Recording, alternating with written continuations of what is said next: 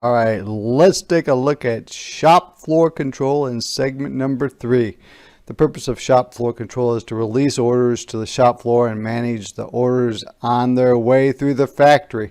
So shop floor control really is the supervisors get these orders and they help to assign these orders to the people working on them for the purpose of prioritizing them.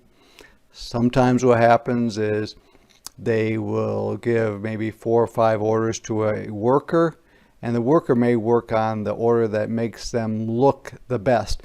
Let's say, for example, one order that they do, they know from past experience that they can do it in an hour, even though it says it should take them an hour and a half. So it's like, oh, I'll get that done in an hour. I look really good. I can kind of take it nice and easy after that for a half an hour before I start the next thing. As compared to one that says it takes an hour to do, I only have 45 minutes is all they're giving me. And so therefore I'm going to look bad. My boss is going to yell at me because I'm not working fast enough, and so there's a problem there. So that's the problem with shop floor control. So here's the question. Why might you change the master schedule resulting in a slowdown of orders?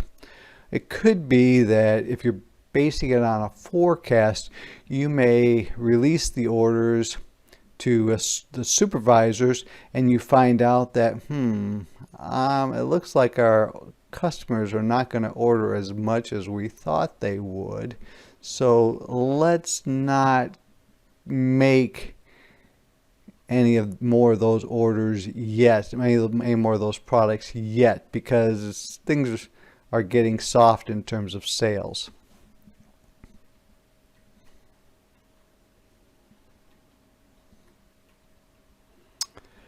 When we look at annual physical inventory versus cycle counting, annual physical inventory really involves having a bunch of people come together and count every single thing on the shelves for parts and say, are we losing parts? Did we count incorrectly?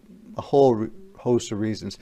And you say, well, why are we using inexperienced people to do this? Because you're trying to keep your downtime of, let's say, a couple days to a minimum. So you say everybody is going to be coming in and doing counting of parts.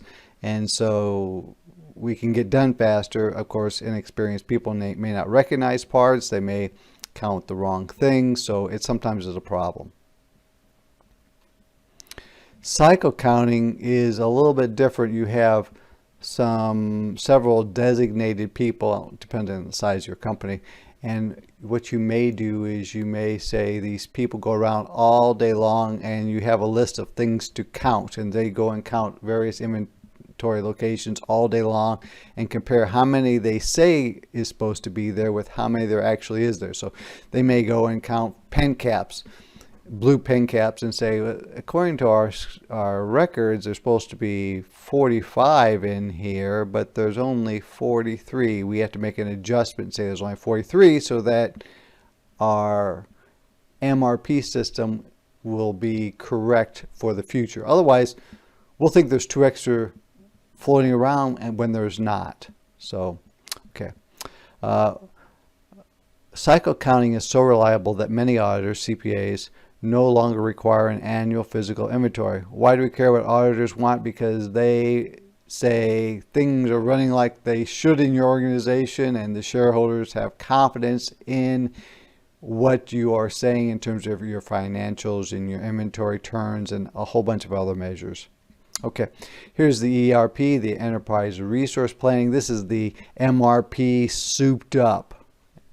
And so what's the benefit of all this system integration is that you're all using the same software. So changes that are made in marketing get quickly passed on down to the master schedule and the MRP system.